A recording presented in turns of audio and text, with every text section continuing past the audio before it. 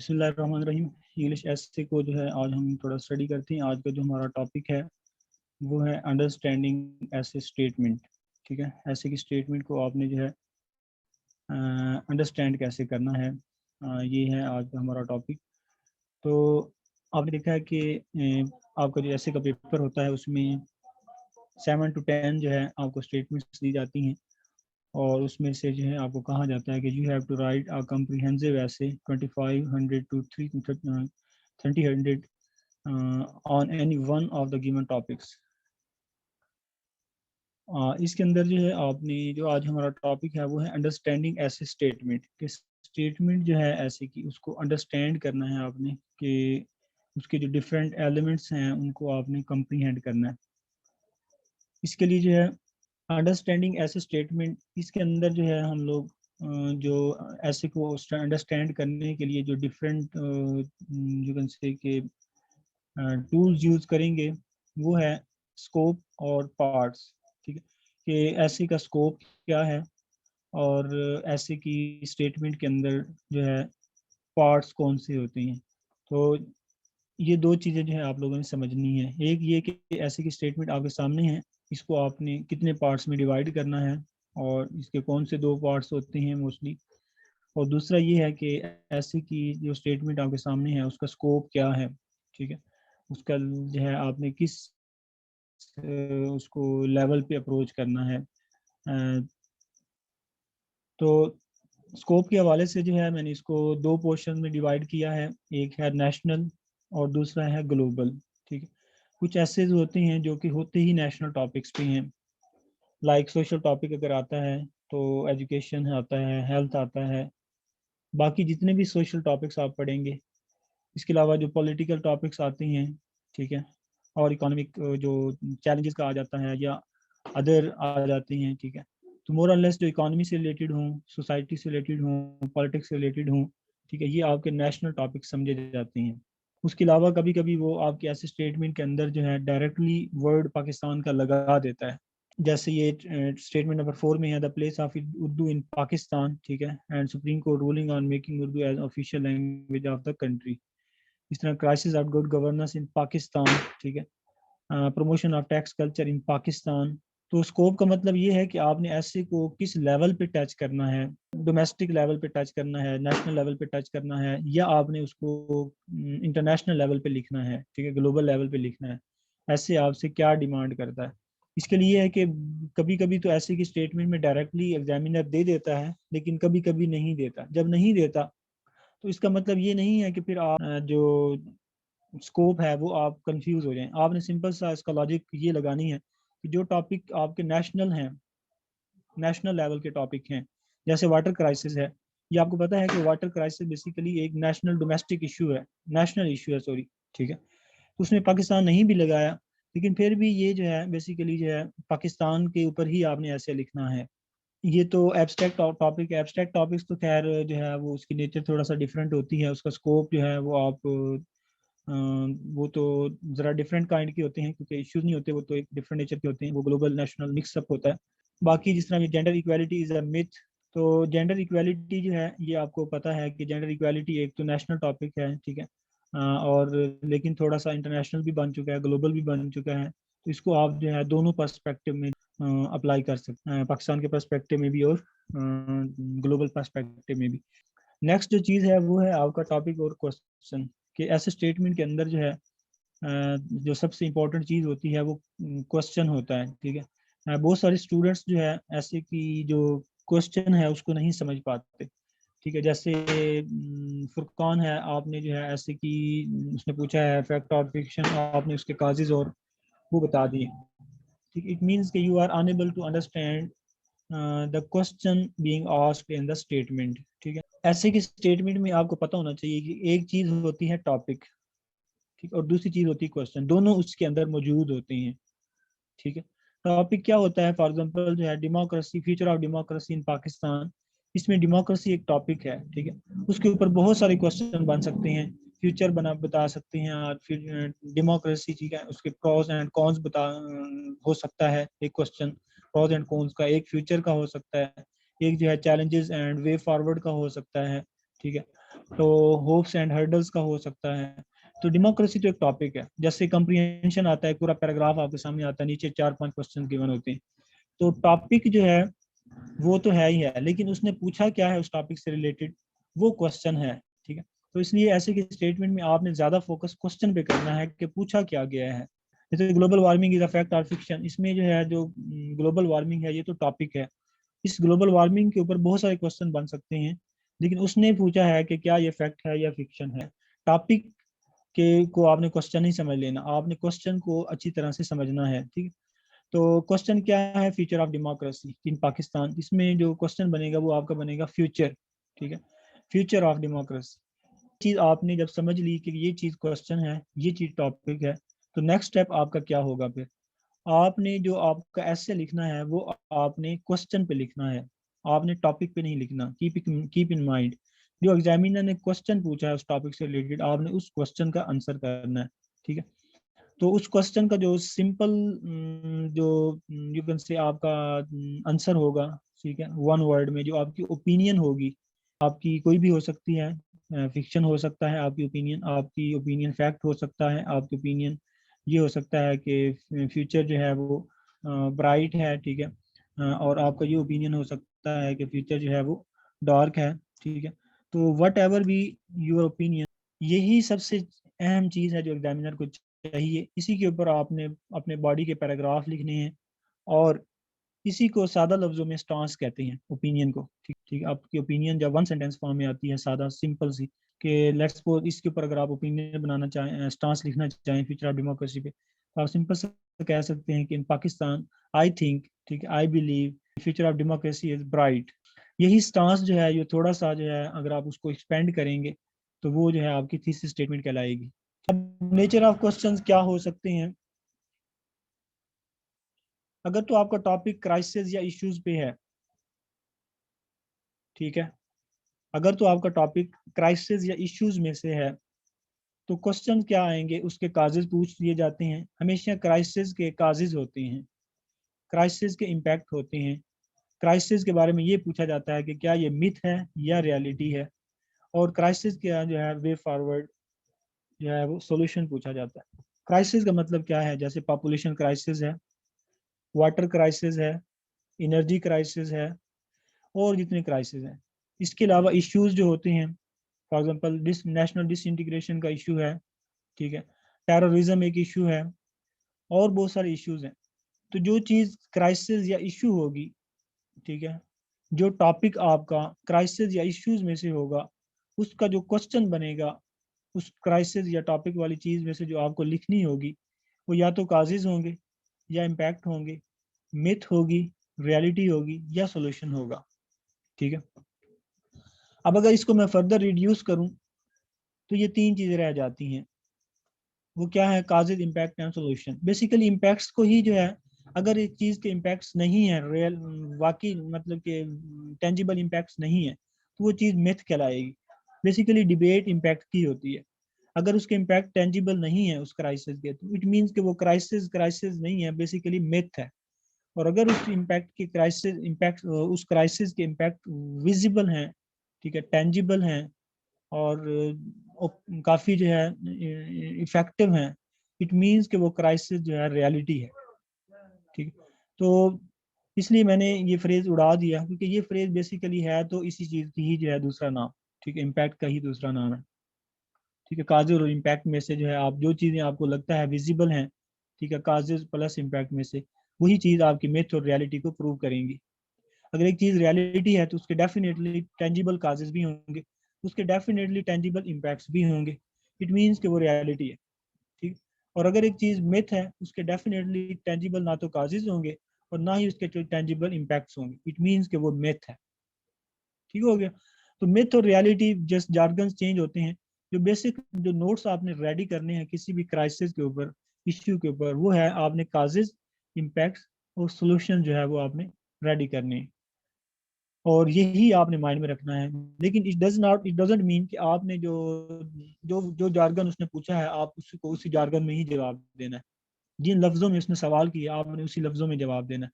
अगर वो कहता है मिथ या रियलिटी का बताएं, तो आपने हेडिंग्स में, आउटलाइंस में, आपने अपने एसेस में मिथ और रियलिटी का ही वर्ड लिख, लेकिन कंसेप्ट आपका क्लियर होना चाहिए कि लिखना क्या है। क्राइसिस के तीन ही चीजें होती हैं, काजेज, इम्पैक्ट और सोल्यूशन, इसके अलावा और कुछ होता ही नहीं है। इन्हीं चीज, तीन चार चीजों में से ही हमें लिखना है, जो भी सवाल, जो भी जार्गन, जो भी चीज वो आपसे पूछता है। ठीक है, तो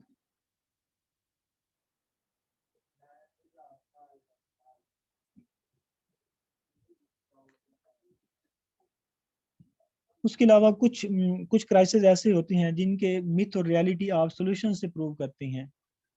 ठीक है,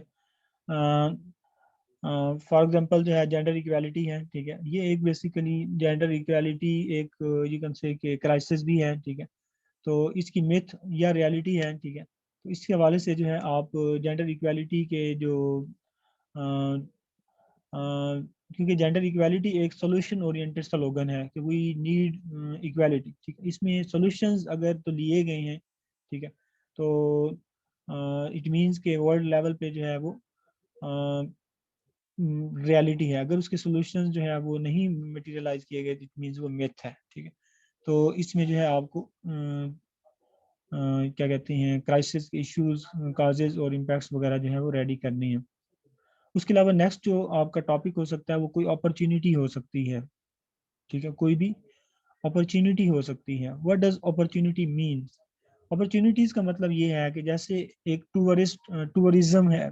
ठीक है, टूरिज्म सेक्टर है। ठीक है, तो ये एक अपॉर्चुनिटी है। ठीक है, ये कोई क्राइसिस नहीं है, ये एक अपॉर्चुनिटी, एक फायदेमंद चीज़ है, पाकिस्तान की इकॉनमी से बेहतर होगी। या सी पैक को ले लें, ये भी एक अपॉर्चुनिटी है। OIC को ले लें, ठीक है, वो भी एक अपॉर्चुनिटी है।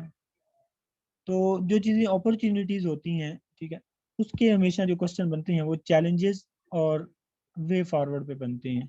ठीक है, कि इसके चैलेंजेस क्या हैं और उसके जो है वे फॉरवर्ड क्या हो सकता है, और साथ ही जो है उसके जो है क्या कहते हैं, प्रॉस्पेक्ट्स पे भी। ठीक है, प्रॉस्पेक्ट्स का मतलब उसका फ़ायदे क्या हैं, फिर उसके रास्ते में चैलेंजेस क्या हैं और उसके वे फॉरवर्ड क्या है। ज़्यादातर जो है अपॉर्चुनिटी के हवाले से आपसे चैलेंजेस का सवाल पूछा जाता है, क्योंकि डेफिनेटली प्रॉस्पेक्ट्स का तो सबको पता होता है, लेकिन जो चीज़ एग्जामिनर को चाहिए होती है वो चैलेंजेस चाहिए होती है। ठीक है, तो वो चैलेंजेस पे सवाल बना देता है। लेकिन आपके माइंड में होना चाहिए कि टॉपिक अगर अपॉर्चुनिटी का होगा तो उससे रिलेटेड आपको तीन चीज़ें फिंगर टिप्स में होनी चाहिए। प्रॉस्पेक्ट्स, उस अपॉर्चुनिटी के फ़ायदे क्या हैं, और उसके चैलेंजेस उसके रास्ते में कौन से आ सकते हैं, हर्डल्स, और वे फॉरवर्ड, उसका उन चैलेंजेस को हल करने के लिए क्या वे फॉरवर्ड है। इसी तरह नेक्स्ट जो चीज़, जो टॉपिक आपका बन सकता है वो है, जो टॉपिक होते हैं वो कंसेप्ट या सिस्टम से रिलेटेड होते हैं। What does this mean? Democracy एक कंसेप्ट है, एक सिस्टम है। कैपिटलिज्म एक कंसेप्ट है, एक सिस्टम है। ग्लोबलाइजेशन जो 2021 में आया, एक सिस्टम है, कंसेप्ट है, सॉरी। ठीक है, फिनोमेना भी से बोल देते हैं।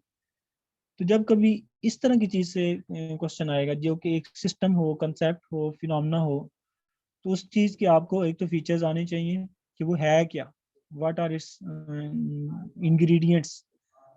उसके अलावा आप जो पूछा जा सकता है वो प्रॉज एंड कॉन्स पूछे जा सकते हैं। इसके लिए वो मुख्तलिफ वर्ड्स यूज कर सकता है, कोई भी वर्ड्स यूज कर लें। ठीक है, ठीक है, तो ये भी कह सकता है कि इसकी अपॉर्चुनिटी और क्राइसिस बताएं। बेसिकली आपने प्रॉज एंड कॉन्स बताने। ठीक है, वो कोई भी जार्गन यूज कर सकता है। सिस्टम के हमेशा या तो उसके फीचर्स होते हैं, उसके फायदे होते हैं और उसके नुकसान होते हैं। ठीक है, और नेक्स्ट उसको इम्प्रूव करने के लिए जो है way forward for further improvement.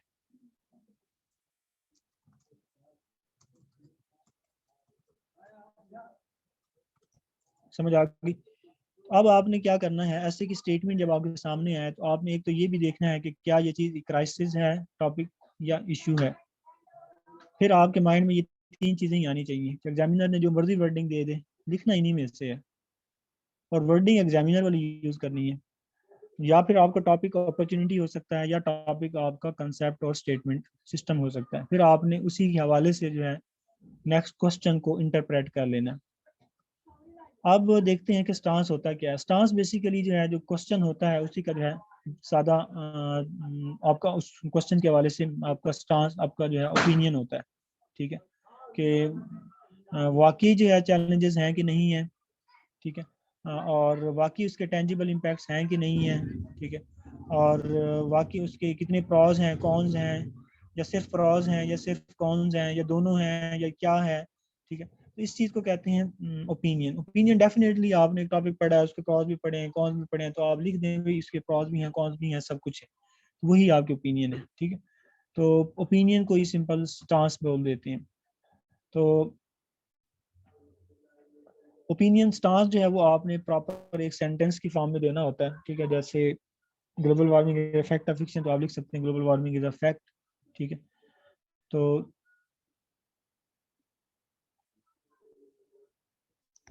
जैसे ग्लोबलाइजेशन मूविंग फॉरवर्ड या बैकवर्ड है, तो यूजुअली आप लिख सकते हैं कि usually take it forward, but in present world scenario the practices of globalisation are in reverse motion.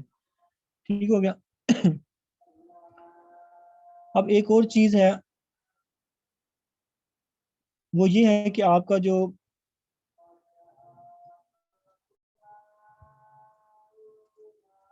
Stance जो है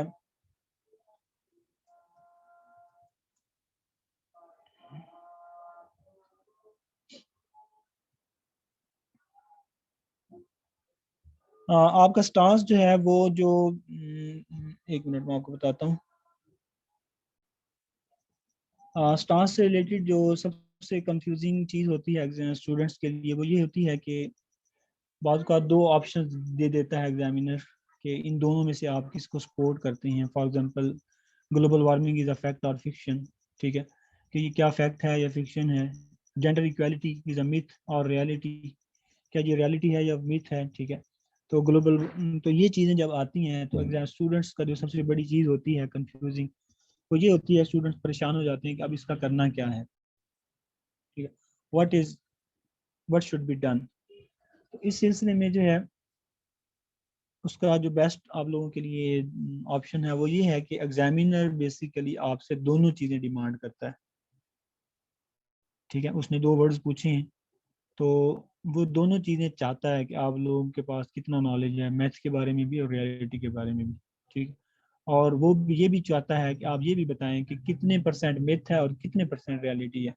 मतलब आपके ज़्यादा आर्गूमेंट्स मिथ पे हैं या ज़्यादा आर्गूमेंट्स रियलिटी पे हैं, ठीक है। तो अगर आप समझते हैं कि ज़्यादा लेवल मिथ का है, आपको ज़्यादा नॉलेज मिथ के बारे में है, तो आप उसको लिखें कि जेंडर इक्वालिटी, ठीक है, इज मेनली अ मिथ, ठीक है, कि मेनली तो ये मिथ है, but there are some options, ठीक है, या some evidences which prove that it is turning towards reality. लेकिन देना आपने दोनों है। अगर आप ये समझते हैं कि ये रियलिटी है, तो आप ज़्यादा रियलिटी है, तो आप सब लिख सकते हैं कि gender equality in this 21st century, ठीक है, इज टर्निंग इनटू रियलिटी, ठीक है, बट देयर आर सम या there are few certain issues, ठीक है, yet to be faced, be sure that it is still a myth, ठीक है, कि अभी भी जो है ये मिथ है, इसके रास्ते में अभी बहुत सारी जो है इश्यूज हैं जिनको अभी इसने फेस करना है। तो इस तरह करके, लेकिन बेहतर जो होता है वो यही होता है कि आप एग्जामिनर को दोनों एनालिसिस प्रोड्यूस करके दें, ठीक है। फुल एक चीज़ का एनालिसिस आपके पास रेडी होना चाहिए। इसलिए आज से आप लोगों ने माइंड में रखना है कि एक चीज़ के दोनों फेस के ऊपर नोट्स फुल फ्लेज रेडी करने हैं। किसी एक ऑप्शन को जो आपने कवर नहीं करना, दोनों को करना, ठीक, ताकि एग्जामिनर जब पूछे आपने दोनों देने हैं उसे। ठीक हो गया। तो यहाँ तक जो है हमारा जो आज का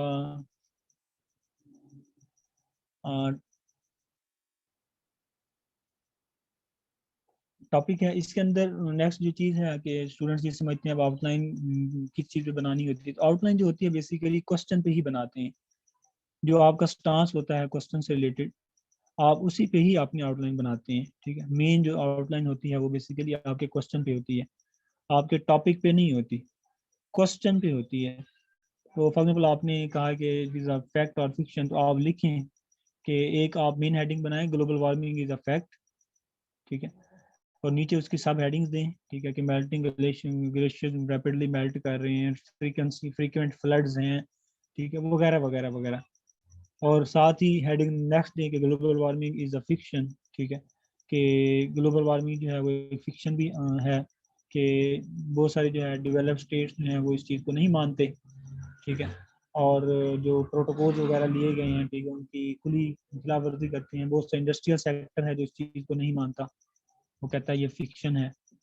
और बहुत सारी जो है लॉबीज हैं, ठीक है, जो कि इसे फैक्ट के तौर पे नहीं मानती। तो ये है, तो this will be basically the outline जो होगी वो आपके स्टांस पे होगी। जिस तरह का स्टांस या जो क्वेश्चन पूछा गया है वही सबसे इम्पोर्टेंट है आपके ऐसे के लिए, उसी पे स्टांस बनेगा, उसी के ऊपर आगे आपकी आउटलाइन बनेगी, ठीक। जो कंपलसरी पॉइंट है आपके ऐसे के अंदर, जो मैंडेटरी है, जो एग्जामिनर जिसकी बेस पे आपको फेल या पास करना है, वो क्वेश्चन है, ठीक है, वो क्वेश्चन है। अगर आपने उस क्वेश्चन को सही तरह से अंडरस्टैंड किया है, उसके ऊपर सही सी आउटलाइन बनाई है, क्लियर आउटलाइन, क्लैरिटी आनी चाहिए उसके अंदर, आउटलाइन का हर पॉइंट क्लियर होना चाहिए, और उसका आपने क्वालिटी पैराग्राफ्स के साथ, वेल एस्टैब्लिश्ड पैराग्राफ के साथ उसको बॉडी में एक्सप्लेन किया है उस क्वेश्चन को, तो एग्जामिनर कभी भी आपको फेल जो है नहीं करता, तो आपकी गारंटी है कि आप पास होती हैं, ठीक है। इसलिए आप क्वेश्चन को समझें, क्वेश्चन का जो स्कोप है उसको समझें, क्वेश्चन की जो मतलब कि उसके ऊपर क्या आपका स्टांस होना चाहिए, ठीक है, वो समझें, और उससे रिलेटेड जो है आप लोग क्या कहते हैं वो बनाएं, आउटलाइंस वगैरह बनाएं, ठीक है। तो ये मैंने आपको जो है एक सैंपल के तौर पे दिया है। इसमें जो है आपने अभी असाइनमेंट बनानी है एक, उसके अंदर ये सैंपल है कि आपने टॉपिक लिखना है global warming is a fact और फिक्शन, ये आपकी ऐसे की स्टेटमेंट है। इसका जब आपने असाइनमेंट में आंसर करना है तो वो आपने कुछ इस तरह से करना है। सबसे पहले आपने लिखना है कि स्कोप, क्या ये ग्लोबल है या नेशनल लेवल पे है, ठीक हो गया। तो ये स्कोप हो गया आपका, मतलब ये होगा कि आपका जो मटेरियल आएगा पैराग्राफ्स के अंदर वो ग्लोबल लेवल से आएगा या सिर्फ आपका नेशनल लेवल से आएगा, ठीक। आपने एविडेंसेस देनी है, आपने एग्जांपल्स देनी है, आपने आर्गूमेंट्स जब बनानी है, तो आप क्या सिर्फ ग्लोबल लेवल नेशनल लेवल को लेंगे या ग्लोबल, क्योंकि ग्लोबल वार्मिंग एक नेशनल इशू है, सॉरी ग्लोबल इशू है, जिसकी यूनाइटेड नेशन और जिसके इंटरनेशनल लेवल पे मुख्तलिफ इनिशिएटिव मौजूद हैं, ठीक है। क्लाइमेट जो है चेंज रिजीम है, ठीक है। इट मीन्स कि ये ग्लोबल इशू है, इसको प्रूव करने के लिए हम ग्लोबल आर्गूमेंट्स, ग्लोबल लेवल पे आर्गूमेंट्स भी ले सकते हैं और एग्जांपल्स ले सकते हैं, उन आर्गूमेंट्स को प्रूव करने के लिए एविडेंसेस ले सकते हैं वगैरह वगैरह। उसके बाद आपने ये बताना है कि इस ये नेचर ऑफ क्वेश्चन क्या है, ठीक है, सॉरी नेचर ऑफ टॉपिक, ठीक है, कि इस जो है स्टेटमेंट के अंदर जो टॉपिक है, ठीक है, उसकी नेचर क्या है, वो क्राइसिस से रिलेटेड है, अपॉर्चुनिटी है, या कंसेप्ट है, ठीक है, वो क्या चीज़ है वो आपने करना है। उसके अलावा जो है स्टांस के इट इज़ अ फैक्ट, ठीक है, ये मैंने स्टांस लिया है फैक्ट का, खाली आप दोनों स्टांस लें, फैक्ट भी और फिक्शन भी, ठीक है, क्योंकि मैंने सिर्फ फैक्ट का स्टांस लिया है, इसलिए मैंने सिर्फ फैक्ट के ऊपर जो है आउटलाइन बनाई है। लेकिन इसके लिए बेहतर यही होता है कि आपने दोनों जो है स्टांस लेके और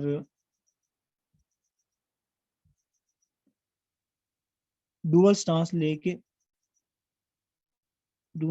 लेके उसके ऊपर आप अपनी आउटलाइन को जो है स्टैब्लिश करें, ठीक हो गया। तो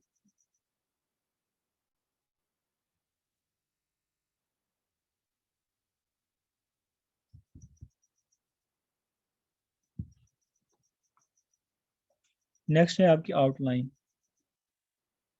आउटलाइन ये है कि आपने ये डिफरेंट टॉपिक्स हैं, ठीक है, इनमें से आपने कोई से 3 टॉपिक्स, ठीक है, ये आपका असाइनमेंट है, तो इनमें से कोई से 3 टॉपिक्स यानी 3 टॉपिक,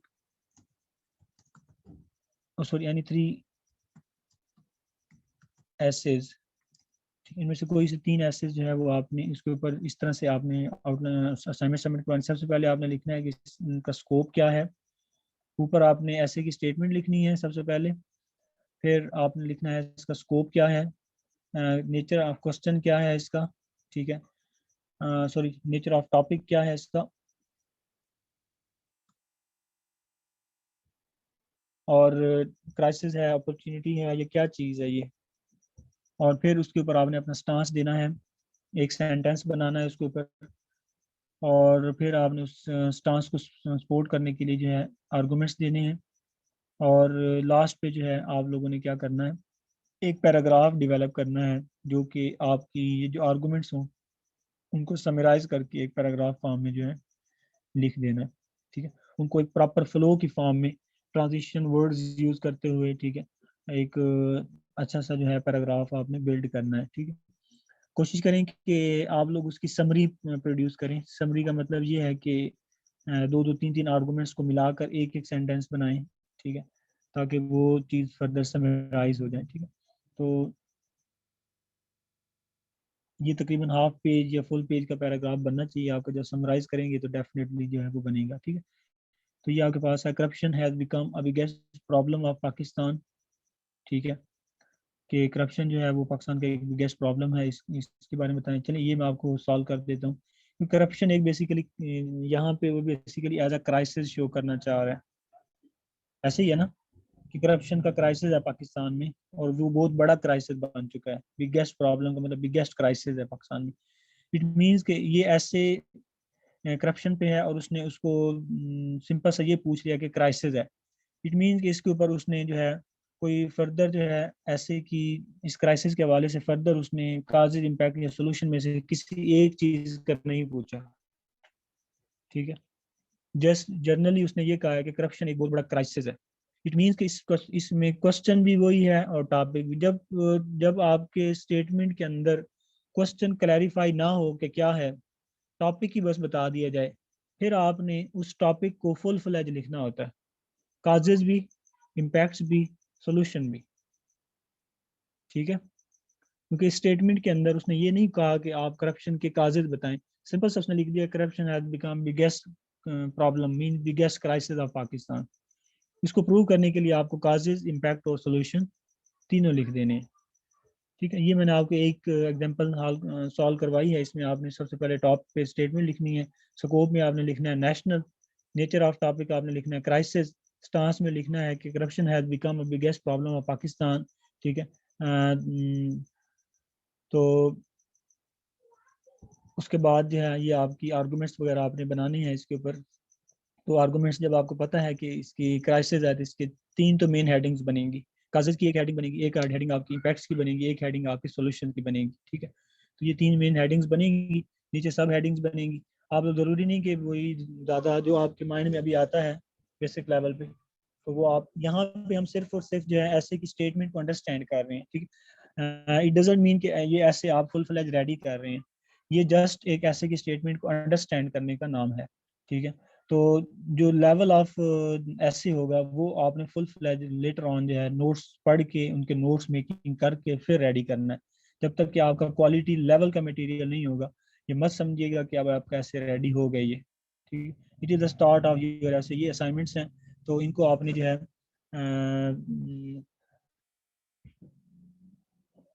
सैटरडे, कल फ्राइडे है ना, सैटरडे आपने 4 PM पे सबमिट करवानी है। ठीक है, ये असाइनमेंट तीन टॉपिक्स, कोई भी तीन टॉपिक्स में से चूज करें।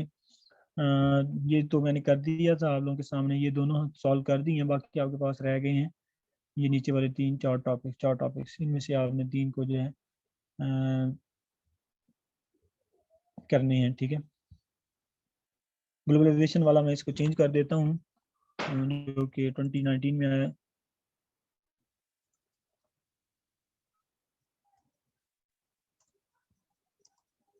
ग्लोबलाइजेशन प्रोज एंड कॉन्स कर देता हूँ। ठीक है,